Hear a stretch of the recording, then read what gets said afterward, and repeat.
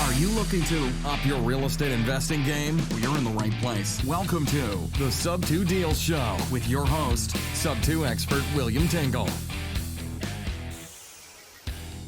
Hey Sub 2ers, my name is William Tingle of sub2deals.com, and I'd like to welcome you to this episode of the Sub 2 Deals Show, where we talk about all things subject to.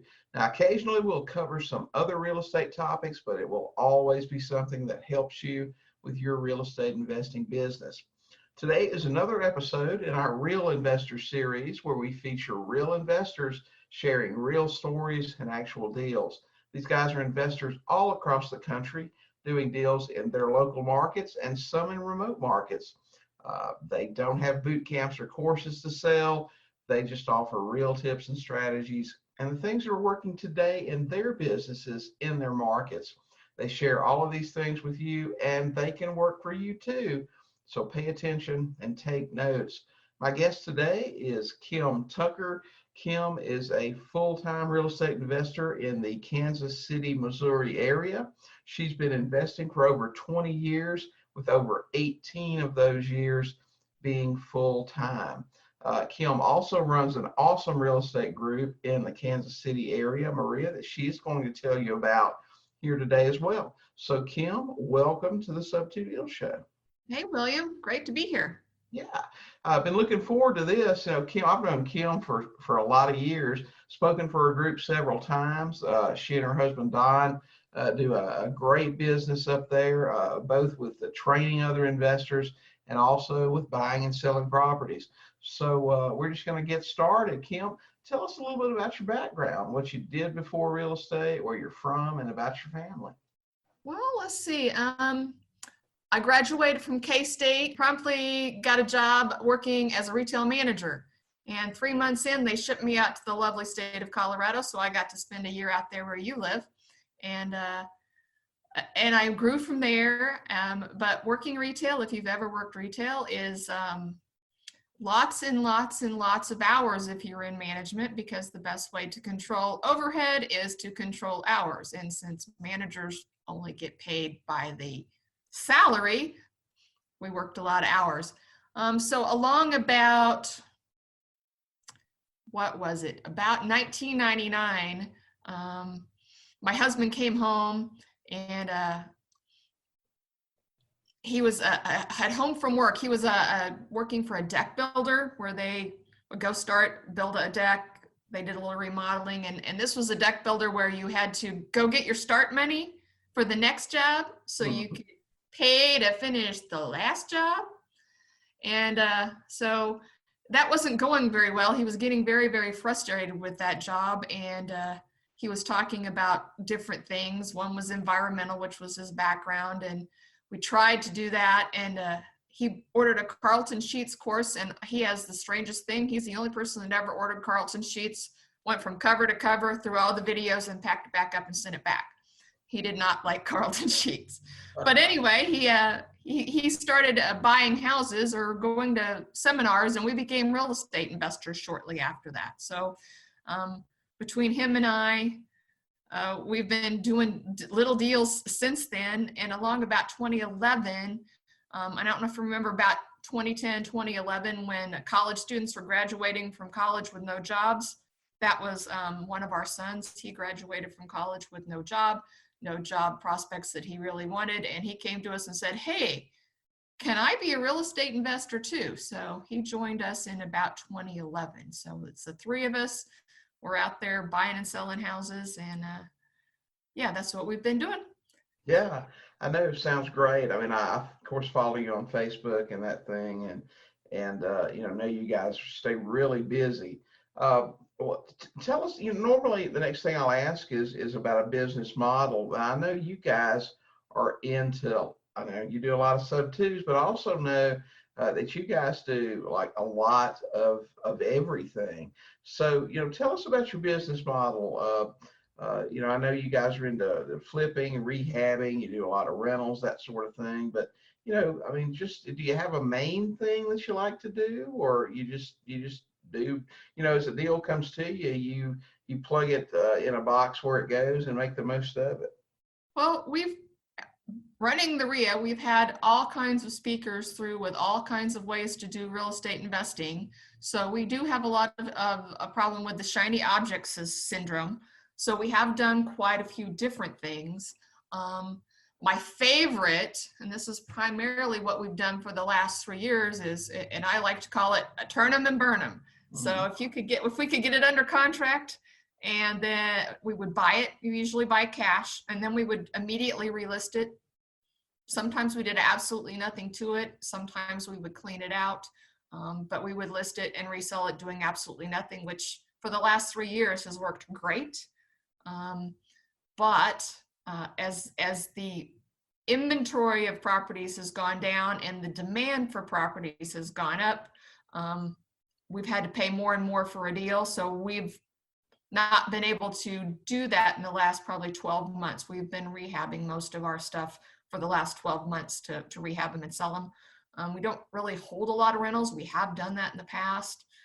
We've bought notes. We've bought non-performing notes. we bought a non-performing second mortgage. And through the whole workout process of that, we had to incorporate a subject to deal where we were the seller, but it was subject to somebody else's loan. So it was very interesting. I'll tell you a little bit more about that later probably. But basically, wholesaling is our favorite. Barring that, we'll rehab it and sell it. So the faster we can sell it, the better for us. So that's what we do. Right. Now, your thing that you call turn them and burn them, I'm assuming, since you say in a lot of cases that you do that, you buy it cheap, you do absolutely nothing to it in a lot of cases, and you list it. I'm guessing that you're getting these deals directly from a seller. Yes, we do a lot of marketing directly to sellers to buy houses. We used to buy a lot on MLS. For rehabbing, you can buy anywhere. You can buy them from wholesalers, which we've done. You can buy them on MLS.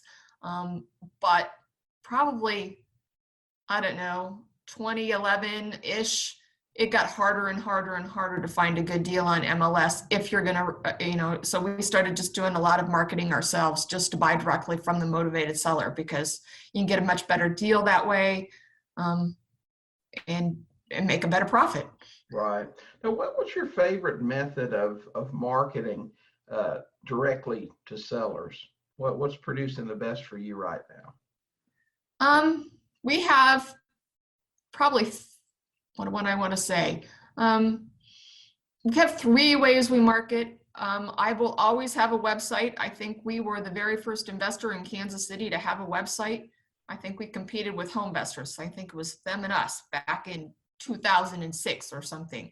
But everybody else now has a website, but I still say you need a website that converts, that has your information, that allows you to put blog posts, and that you actually put them up on a regular basis so that your website will rank on the first page of Google, which ours does. Mm-hmm. And it also gives your sellers a place to go find you, to learn more about you without actually having to talk to you. So I really like to have a website. And from there, we direct mail. We do a lot of direct mail. I'm not like the big guys that say they send 3,000 pieces a month.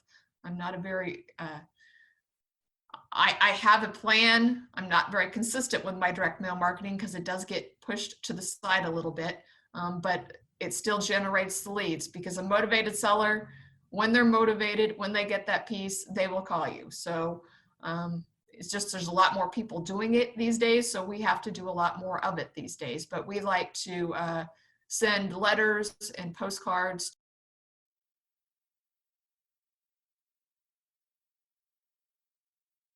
We mail estate sales, which are usually 10 to 20 a week in the warmer months, not over the holidays, but in the months we really want to do business. There's usually 10 to 20 properties that are on an estate sale, and we generate probably 2 or 3 deals a year just mailing estate sales. And that gets us people that have recently passed away, people that are downsizing, people that are going into assisted living. We also mail probates. That's a little bit more tricky, that you got to approach it appropriately. And I have a new list that I'm trying to figure out the best way to direct mail, and that is I have a vacant property list that comes from the Postal Service. So the Postal Service keeps track of houses that nobody lives there, and they have a list, and you can mail to that. And one of my list providers have that list, so I can mail to that. And I haven't figured out most of them say, okay, here is the house, and the mailing address is the house. So obviously if it's on the vacant list, nobody lives there. So it's skip tracing and figuring out where they actually live to send direct mail to them. Right. And then my other great way, it's really expensive, but it works, is just to turn on my Google ads. And I turn them on and off, but you're going to be spending probably $2,000 a month at that. So if you're on a budget, that might not be the best approach. And then sometimes just driving around. The neighborhood I live in, there's a ton of vacant houses. So I just write down the addresses and send letters to the vacant houses that are in my neighborhood. Right. Yeah, it's been several years since I invested locally. In fact, I just moved back to the States a few months ago, but that was one of the things that I really enjoyed doing was just driving for dollars and mailing to vacant houses. That was always one of the most fun ways to me, was just finding something and tracking down the owner and going through the process and then actually contacting them and making a deal with them. Yeah. You sound like just really just we call a transaction engineer. You don't really have a specialty. If you market, and if something comes to you, you're going to make something happen with it. So, and that's exactly what I did as a local investor as well. Remotely, that gets a little problematic, but you need to drill down a little bit more. But yeah, that's fun. I'm looking forward to being back and being able to do that again as well. So, I had a question about your mailing. Do you use a mailing service, or are you guys ordering cards and mailing pieces and just hammering them out yourself? We have used list services in the past, and I probably will again. My problem is that a lot of the templates that they offer you are not what I want to say. And from what everybody I talk to, all the experts, there's certain things I have to say because I'm a realtor. I need to disclose that in my letters, and almost every marketing piece out there for motivated sellers has a sentence in it: I'm not a realtor, I just want to buy your house. So using the pre-templated stuff usually is not going to work for me because it doesn't say the right thing. Although there's a service that I have used where you just send them the list and you send them your marketing piece and they create it and mail it for you. And I love working with them. But when I have the time, I have a commercial printer in my office, so it's really easy for me to just mail merge it and print it and send it. But I do both. It just depends on what time I have. I prefer to outsource it. And then if I'm doing postcards, I love click to mail, because I can go in and create the exact postcard I want, upload my list, and push go. And they'll print it, they'll send it, and it'll be exactly what I want. So I really like that as a tool. And it's much cheaper than most of these other list services. But I've also used just the basic We Buy Houses postcard where I can. So it just depends on, I keep different things. I try different things. Right. Well, I mean, you've named a lot of things that you do. If you had to say what your absolute best marketing method is, do you think it's direct mail? I mean, the question I usually like to ask investors is, if your life depended on quality leads within the next 24 hours, what would you do right now to generate the best leads you possibly could in the next 24 hours? If my budget was not an object, having a budget is fine, but if I was not overly worried about a budget, I would go turn on my Google ads. Now, I wouldn't do that as a fresh person that knows nothing about Google ads.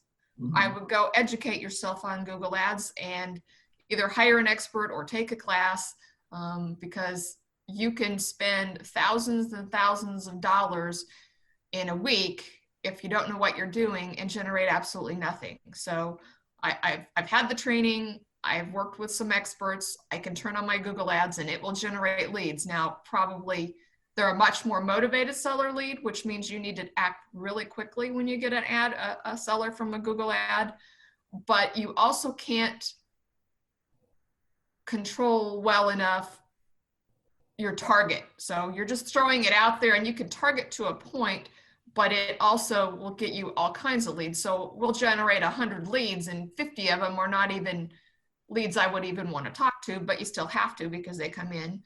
And then I also really like my Facebook ads. That's working really well when I have those running. But if I was on a budget, I mean, I have a person I was talking to last night, and all she does is driving for dollars and networking, and that generates all the leads she wants. I also worked with another investor here in town, and her specialty was just subject to. That's how she bought all of her deals, and she never marketed a day in her life for deals. She just came to the REIA meeting and said, hey, I buy subject to, so when you have a deal that's good for subject to, the average investor is scared of it. They referred everything they had to her, and she's got 100 units. She went up to 100 units in 4 years, buying all subject to, and it was all from people just referring their deals they didn't want to do to her. Wow, that's amazing. So just networking is great. Yeah, it is. Yeah, it is. Just the whole subject thing. Speaking of that, we run a Facebook group, got a few thousand members there on subject to. Yeah, you're a member actually, and there.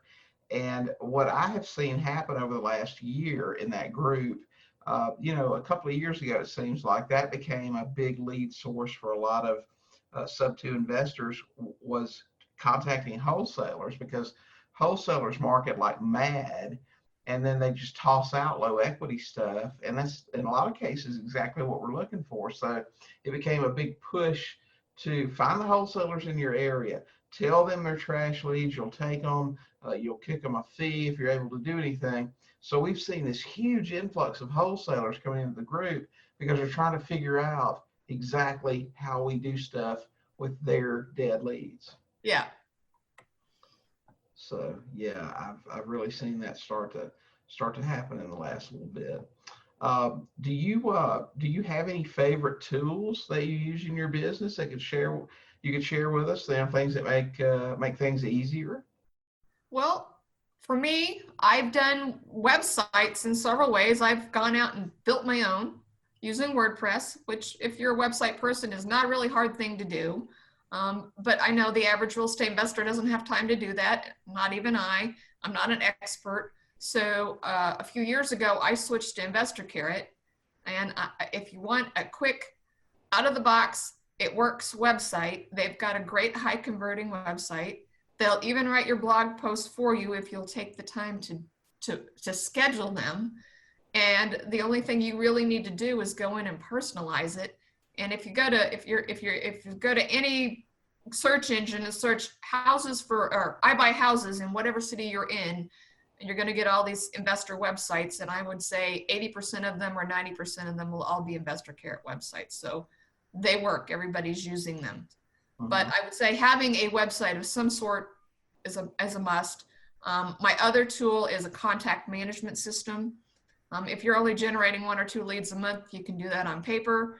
But if you're going out and doing marketing and generating leads, you need a follow-up system, and you won't do that on paper necessarily. If you've got, you're getting 10 or 20 leads in a month or even in a week, you're not going to follow up with them. So having a good contact management system, I've used some of the top ones over the years. I've used RealFlow, which is great. I've tried to use Podio. I'm not smart enough to use Podio. Me either. I tried InvestorFuse, but it didn't do anything except manage the leads, and all these other contact management systems are the same exact price, and then it does a whole bunch of other stuff. I am now embarking on using REI Blackbook. It's a little higher learning curve for a contact management system, but it's very customizable. It's just a little bit easier to understand than Podio. So I'm embarking on that. I'm hoping that's going to make life better. Because we do leads. Sadly, a lot of the really, really good deals are in the follow-up, And sometimes you just forget to follow up. So having a system that will make you follow up with every lead until they either sell or tell you to go away and leave them alone is a must. So those are a couple of the tools. The other tool I really like is the local REIA. I can go there when I'm down and get really pumped up. We just did a virtual real estate investor meeting this week, and everybody was all excited after the meeting. At least at our house, we had to sit and talk about everything we learned at the meeting and the networking. I can also go there. I can get deals. I can find money. I can find vendors. So having a local association that you can connect with is, I think, a must. That way you're not out there on an island all by yourself trying to do it all by yourself. Right. Well, and on that note, just while we're here and you've mentioned it, why don't you tell everybody how they can make contact with you and learn more about your REIA and that sort of thing? Well, our Real Estate Investor Association is Mid-America Association of Real Estate Investors. Word of advice, if you're going to name any company, don't name it that. It's too long. Go something simple. We call it MARY, which is our acronym. And if you wanted to find us online, you can find us at marei.org. And for some of your people, they're nationwide and may not want to be members of our group, but we also host a Facebook group, which is currently 30 people short of 10,000 members. So if you go to our REIA's webpage, you can get to our Facebook group there, and you can connect with us for free on the Facebook group. Nice. Well, I know it's a great group. Like I said, I've been there a few times. Great people and very active group. So I would encourage anyone, if you're not in the area, to at least join the Facebook group, because you can still learn a lot and interact with other people. And if you ever go remote or whatever, you'll have some contacts there in the Kansas City area. So everybody get out there and check Kim and her group out. We're going to take a quick break, and we'll be back in just a couple of minutes, and Kim will tell us what her criteria are when evaluating a sub-2 deal or any deal and deciding if it's something that she wants to take on or not. Minimum cash flow, equity spread, condition of the property, just whatever it is that she looks at up front, just to decide if it's something that she wants to do something with or pass on. So you guys will be back in just a second. The Sub-2 Deals Show with your host, Sub-2 expert William Tingle. We'll be right back. Hey Sub-2ers, have you been trying to learn how to invest in real estate? It can take you years to learn the ropes on your own. How many people do you know who have been looking into real estate investing for years, but have never bought a single house? Do you have shelves full of courses but lack the courage to get out there and close on that first deal? Are you tired of so-called coaches who always seem to have just one more thing to sell you that you absolutely must have to be successful? Are you tired of trying to piece it all together with YouTube videos and free forms found on the internet? Is that really any way to build a business? William Tingle has been coaching real estate investors all over the country for over 16 years. And if you are ready, he can show you how to buy all the houses you want, anywhere you want, without ever having to ask a banker for one thin dime. Contact William today at sub2deals.com and schedule your free 30-minute strategy session. Talk it over, and if you think you're finally ready for success, he'll get you going. Back to the show, the Sub-2 Deals Show, with your host, Sub-2 expert William Tingle. Hey, Sub-2ers, we are back with Kim Tucker from Kansas City. Kim and her husband Don are full-time investors in the Kansas City area, and they also run a large real estate investment association there. She's here today talking to us about their business and the houses they buy and the deals that they do. And she shared some great information with us so far today. Right now, she's going to tell us what her criteria are when evaluating a sub-2 deal or other deals that she gets leads on, and what information that she uses to decide if it's something she wants to do or not. So Kim, tell us, you market in some way. I know you say you use websites, you direct mail, in all sorts of ways to generate leads. When you get a lead come in, how do you determine if it's something that makes sense to do or not? Well, we are primarily rehabbing and flipping, so we don't do a lot of sub-2, unless it makes sense for a rehab flip, which we have done. So we're looking primarily at the magic formula of 70% of ARV less repairs. And if we can get better than that, we prefer better than that. We would prefer to be at 60%. But 70 is the go-to right now. And that's basically what we look at. We also look at other things like resaleability. What does the house next door look like? What does the neighborhood look like? Who would be the ideal candidate? Because I mean, sometimes you can look at a house and even if the numbers look good, you're not really sure how you're going to sell it. We would walk away from, weird houses that are completely different than the rest of the neighborhood, or that are not in an area that would make sense for us, just the way out of the area. But primarily if if it's all things considered, it would be a house we look at the 70% rule, so that we can, buy it and rehab it and sell it and make a profit. Mm-hmm. I know that, and you've told me this before, that you guys don't do a whole lot of sub-2 deals, but you have shared with me before the very first one that you ever did. And it was an interesting story, as I recall. Would you mind telling us about your actual first sub-2 and how that came about and how that went for you? Okay. Well, our very first one, the phone rang it was right around Christmas time, but it was a week where here in Kansas City, it was minus 10 degrees for 5 days or more. So it was really cold. And the seller was a landlord or a wannabe investor that had bought a house. He'd sort of rehabbed it. He'd rented it for a while. Then he tried to sell it, and he didn't do a very good job of it. He didn't sell it. It was sitting vacant.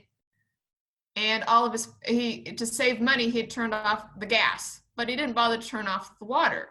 And so every pipe in his house was frozen, and he didn't know what to do. He called his insurance company and says, "Hey, all my pipes are frozen. What do I do?" And they're like, "Oh, well, your house has been vacant for more than 30 days. We're not going to do anything for you." So he was up a creek without a paddle. He called his lender, and his lender says, "Well, see if you can find an investor to buy it. You probably can't get somebody to pay you cash." The banker suggested this subject to concept to him. We found this out as we're talking to him. But my husband went to look, and the price he was asking, what he owed on his mortgage, it just didn't make sense. We weren't going to make any money. And so my husband's walking out the door, and the guy goes, "Hey, but what if I let you take it over subject to? You just take over my loan. You don't have to pay me any money. You just take over my loan." And with the frozen pipe issue that needed to be dealt with before the pipes thawed out, we're like, no, that's still not going to work. That makes us break even. And so then he decided that he would pay us some money. I think he paid us $10,000 at closing, but before closing, he paid our contractor $10,000, so our contractor would start the next day removing all the broken pipes before they thawed out and made the damage to the house worse. So all in all, we bought his house subject to his existing mortgage. He paid us $15,000, $20,000 to take it.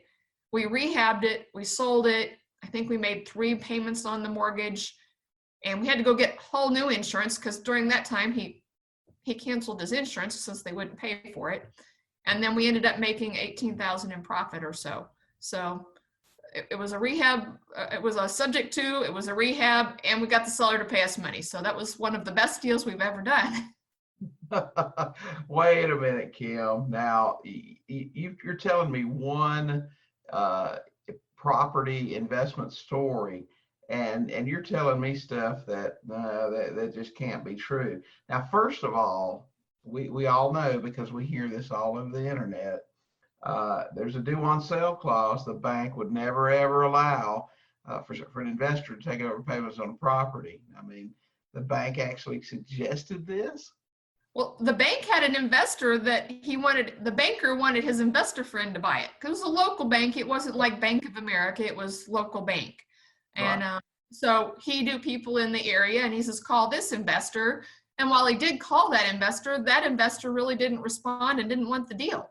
So But the banker suggested it. That's where the guy got the idea, was from his lender. Now, I'm being a little facetious here, but I mean, we have people telling us this all the time, right? Well, there's a due on sale clause. There's no way you can take over subject to because the bank's going to call the loan due. And the second thing is, will a seller really pay you to give you their house? Does that really happen? He not only paid us at closing, he paid us money in advance before we even really had the contract written. That's amazing. Well, like I said, I'm joking a little bit. Sure, this stuff happens all the time, but just as a rule, I mean, you'll have attorneys, real estate agents, and no, nothing on you. I know you've got your license and everything, but you know what I'm talking about. You'll have attorneys, agents telling you this stuff's illegal. There's no way this will work. The due on sale clause. Is that just not something that you worry about, especially your first deal? Kind of dispelled these notions right away, did it? Well, I knew it was possible. I just came off of, I think you had just been in the area, or I don't know. We've been talking about subject to at something recently.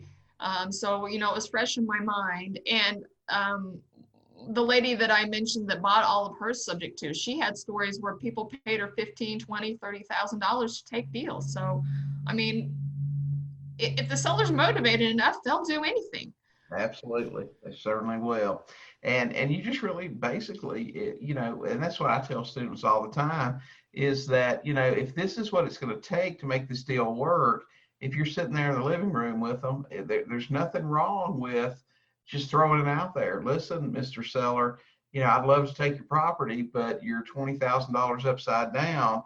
If you want to get out of this thing, you're going to have to write me a check. And, they'll do it or they won't. That's okay. But you've already spent the time talking with them, meeting with them. Throw out what works. They may say no, but they might say yes. You never know. You certainly don't. Can you give us an example of a deal that you guys are working on right now? Let's see. Well, the deal we just closed last week, we did a mailing, and I was trying to get all the mailing out efficiently, and I somehow screwed it all up. But I was mailing an estate sale list, and somehow I mailed the same list twice in a week. So this guy got 2 letters from me there, and he was also on the probate list. So this guy got 3 letters from me in a week. And the average homeowner would probably have been very mad and called and yelled and screamed and said, "Why are you sending me so many letters?" But this gentleman just happened to be a person that had been a member of our REIA group. He was even one of my private lenders at one point, and he called us up, and he didn't even call anybody else because we actually knew him. We've even listed a house and sold it for him. So he called us up. We went over and looked at it. They agreed to it. We put it under contract, send it to the title company. We were about ready to close, and the first buyer, because we were actually assigning this contract. We weren't actually going to buy it. We were buying it and assigning it. And our first buyer fell out. And so we went to the 3rd highest bidder, who was cash, not the second that was doing something really weird that made no sense. So we went to the 3rd highest bidder, and they closed it in a week. So that's just a basic deal. We don't do a lot of assignments, but when we're dealing with a seller that actually knows what an assignment is and doesn't care, we'll go ahead and do an assignment. So, and then we just bought another one this week, and it's an estate, and it's completely full of stuff. So we're dealing with getting a completely full house of stuff emptied. Mm-hmm. So it's taken a little bit of while, because we've got a charity. She runs a Hope House for battered women, and she's taking all of the furniture, all of the clothing, all of the household goods to outfit 3 houses for 3 women that just have a house with absolutely nothing in it. So that's how we're cleaning this one out. Right. Okay. Well, think about your most unusual deal. And I know you guys and investors that have been doing this for a while, I know they have several to choose from. But think about your most unusual deal, the one with the most difficult circumstances. Maybe it took longest to close because there were, I've heard of deals with, 20 heirs. I've heard of deals that had murder for hire plots involved, just all kinds of things. But think about your most unusual one. Can you tell us about that? Well, this one was let's see, it was a rehab flip. It came from buying a non-performing second mortgage, and we sold it subject to. So, and it was not even in the state I live in. So back in 2014, when the shiny object syndrome came along, we ended up buying a package of non-performing second mortgages. And in that space, you reach out to the borrower if they're still in the house, and usually they are, and you try to get them to start paying again on the second mortgage. If they ignore you, your next step is to foreclose on the second mortgage subject to the first. So if you go through all the way through foreclosure on a second mortgage, you now own the house, but you also have the obligation to pay the existing first mortgage, or they can come foreclose. So we foreclosed and ended up with the house. And we made the grave mistake of not getting the seller to sign an authorization to release so that we could go negotiate with the first mortgage, because this house was upside down. So they couldn't do a short sale with us on the first mortgage because we weren't on the mortgage, and we had no authorization for them to legally talk to us. Now, they were all agreed to do a short sale if we just had that one document. Didn't have it. And so we were trying to figure out what we could do with it to sell it. And based on, the cost of the second mortgage, the cost of the foreclosure, what was owed on the first, paying to rehab it, and paying a realtor, it was a break even, maybe even losing money proposition. But working with a real estate investor that runs the REIA in Salt Lake City, who is also a realtor, he rehabbed it for us. He listed it on the market, and we offered to sell it subject to the existing first mortgage, which was not our first mortgage, it was the previous owner's first mortgage. And we took a second mortgage and seller financing to sell it to him. So with his down payment money, that covered all of our costs and we broke even. He took over the first mortgage, and that second mortgage that we took out, the interest payments that he paid us over the last 4 or 5 years has given us cash flow and made the profit. So it was really complicated and long deal, but in the end, made any money except selling it subject to, and then seller financing with a second mortgage to get the cash flow. So we've made probably, I want to say, $10,000 to $15,000 on a deal we wouldn't have made any money on if we hadn't used subject to. And the average person probably would have let the first just foreclose and thrown up their hands, but we had to figure out a way to make it work. So that's what we did. And that's really the great thing about what we do, is there are just so many ways to take something that wouldn't be profitable or would be a losing proposition and turn it into something where you can make a profit. I mean, there's really a reason they call it creative real estate. There's virtually nothing that you can't do with notes and real estate property if there's financing in place and that sort of thing. So while we don't do rentals, we do like the notes, because that way we get our cash flow. So you can use subject to and notes too. And I went to a big note investor that was my mentor in the note space, and he had never heard of subject to the existing first, selling that. He says, "Oh, you can't do that," but it worked. Absolutely. I know with what I do exclusively right now, is buy subject to and sell with seller financing. And I'm basically just in the note business. I just create notes for myself. And, I really didn't think about it that way until recently when I started talking to some guys, about the note business. I used to, back several years ago when I first got started, I would go on, I love going on cruises, and there was a guy that had a cruise every year, the note boat, and we'd go on that. And I was new in the business, didn't understand notes at all. I just knew that I was going on a vacation I could write off. But over the years, of course, you learn a lot about them and what you can do. And there's really a lot of ways to make money with notes. Definitely.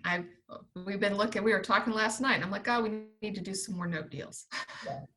Well, and on that note, how just deals like that make me want to ask, how did you learn to do what you do. I know you've got 20 years in the business, a lot of experience, and of course, experience is great, but I'm sure there's some things that taught you along the way.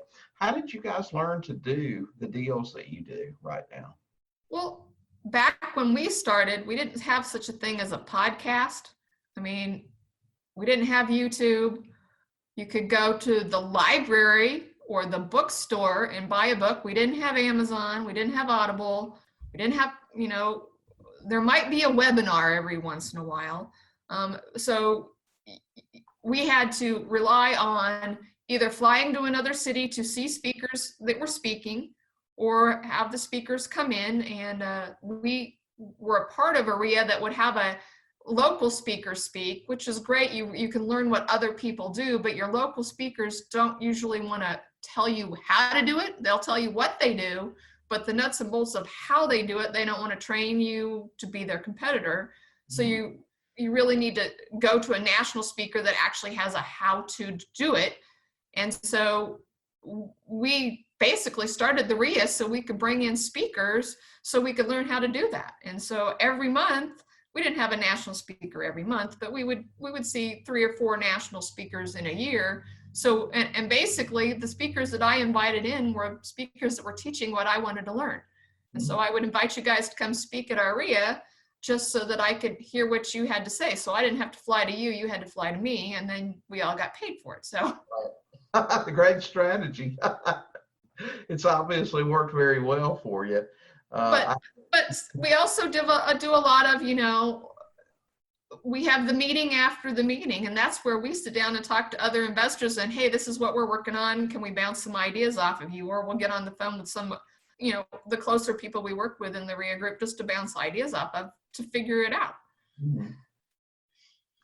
Well, if you could give new investors wanting to get started today, any advice? And I know, there's tons of places now. It's just like you said, when we got started, I was actually talking to a guy yesterday, about how it was when I got started 20 years ago.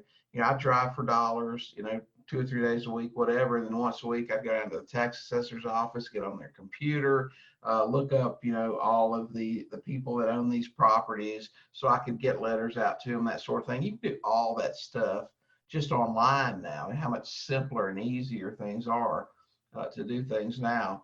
But as you said, we didn't have podcasts. We might have an occasional webinar, but if you could give new investors today wanting to get started any advice, what would it be? Well, if you're going to go through all the podcasts and the YouTubes and all that, spend time learning the right way to invest for you. And here's what I mean. A lot of people are going to say, well, I'm going to go out and be a landlord, but they have no money. And to be a landlord, that's great. You can buy a house and get into a deal, no money down. But what happens if the roof blows off tomorrow or something, anything? You need to have cash reserves. So being a landlord with no cash reserves is not a good idea. And likewise, if you have a lot of money in the bank, you may not want to be out there trying to rehab and wholesale. You might want to do something else. So if you need to find a way of investing that gives you what you need. So if you need to pay off debt or you need to build up cash reserves, you need to find a way of investing that'll give you larger chunks of cash to get into a cash position. But once you've got that taken care of, then you might want the residual income and the cash flow. So if you've got a full-time job, cash reserves, you might want to be a landlord, or you might want to be a private lender. There's just different ways. So you want to find the one that's going to give you what you need, because if you start out wrong with the wrong type of investing and it doesn't work, well, then you failed and you just say investing doesn't work, when it wasn't the investing that didn't work, it was the method that you picked that didn't work. So spend some time finding out the way of investing that's best for you. Then once you've figured that out, then you need to figure out what a good deal is and stick with it. The lady I mentioned before with the buying subject too, she spoke at our REIA once and she had this advice: go look at and evaluate 100 deals. And if you can get through 100 houses, just looking at them and evaluating, by the time you get done, you'll know what a good deal is, so that you can go out and start making offers. And you might start making offers before the 100 deals, but that gives you a good point to get to, so you know what a good deal is. Learn how to crunch the numbers. just looking at houses helps you build teams, because what's the rehab on this? You can call up contractors. Going through those 100 deals, you're just practicing and you learn what a good deal is. Then the next thing you need to do is find a way to source deals, negotiate deals, and find the funding. So having a right system to do that, that forces you, and my best thing is to start marketing. Once you figured out what you need to do and you know what a good deal is, start marketing and talking to sellers. And once you start marketing and talking to sellers, going and looking at houses, bite the bullet and make an offer. But until you make an offer, you're not investing. So I know people that like, I'm a real estate investor and I go to every REIA meeting and I listen to every podcast, but I've never done anything to actually get to a point of actually talking to a seller or going to look at a house. You're not a real estate investor. You just enjoy the camaraderie and you like watching things. So you actually have to get out, go look at houses, talk to sellers, and make offers. And you're not going to do that sitting on your couch watching podcasts. You got to get out and actually do it. Is there anything else here in my notes I think you need to do? Join your local REIA group. They can help you figure out what you need to know. They can help you learn what a good deal is. And they bring in educators that can help you put together the right system to put it all together. And at the same time, they've got funding there. They've got contractors there. They've got title companies. They've got all the people you need to put your deal together. So joining your local REIA group would probably be the first thing I would do, and stick with it. I have members at our group that started out with us brand new, and they're still coming, 4 and 5 years later, because they still want people to bounce ideas off of. They still want, you always need to replace service providers. That's what I tell people that come to the Sub2 Deals Forum every day, that are looking for, where can I find this in this city? Where can I find that? That's the first thing I ask them. Are you a member of your local REIA? Because, I know you guys have sponsors, of course, your members, of course, the people that run the REIA. If you're looking for something to help you, that is in my opinion, the very first step. You've got pretty much every resource that you need. And if they're not there as a sponsor or a member, there are other people there doing what you want to do that can tell you, go talk to so-and-so, go talk to so-and-so. And on that note, tell us again about your REIA and how they can get in touch with someone at your REIA about membership or joining, or how they can, just get in touch with you on Facebook or however, to learn more about it. Okay, well, you can Google Kim Tucker and you'll find me anywhere. You'll find me on Facebook. I think I'm on there. I have 5 accounts for different reasons. But our REIA group is Mid-America Association of Real Estate Investors. We are based in Kansas City. We have members nationwide. We have a lot of members that live in other states that invest in Kansas City, so they join just to have that connection. And our website is marei.org. And from there, you can learn about membership. We also have, we're starting our own podcast. We also share podcasts from other groups. And we also have a nationwide Facebook group for real estate investors that you can get to from our site as well. And learn and connect with people nationwide, although we do keep it focused on Kansas City. So sometimes people like to post houses in Georgia or Colorado, and we have to remind them this is a Kansas City group. So you can talk real estate, but we're not going to talk about real estate in other cities, just Kansas City. Mm-hmm. Okay, great. Well, Kim, thanks so much for being with us today. I mean, you shared an awful lot of information about your business, evaluating deals, the marketing that you do, the best way to generate leads, and of course your REIA group, which again, guys, it's a great group. It's very active, and Kim does an excellent job of bringing folks in to teach.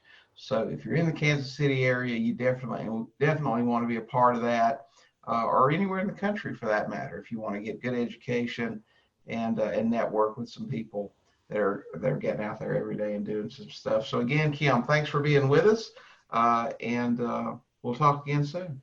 Well, thanks for having me. It was fun. Thank you. Well, Sub-Tours, that is it for this episode of the Sub2 Deals Show podcast. You can find the show notes for this episode along with a complete transcript at sub2podcast.com. If you enjoyed this episode, we would love it if you would subscribe. please give us a 5-star rating and review on Apple Podcasts. It only takes a minute, and it helps others discover the show. You can subscribe as well as leave a rating and review by visiting Apple Podcasts and just do a quick search for the Sub 2 Deal Show. It'd also be great if you would consider sharing our podcast with a fellow real estate investor who you think may benefit from it. And finally, if you haven't yet, you can join our absolutely free Facebook Subject To group at sub2forum.com. You can also get lots more resources to help you grow your real estate investing business at sub2deals.com. So until our next show, keep learning, keep talking to sellers, and you will buy some houses. Thanks so much for listening to this episode of the Sub 2 Deal Show with William Tingle. If you enjoyed today's episode, please leave a review and subscribe. And for more great content and to stay up to date, visit sub2deals.com and on Facebook at Sub 2 Deals. We'll catch you next time.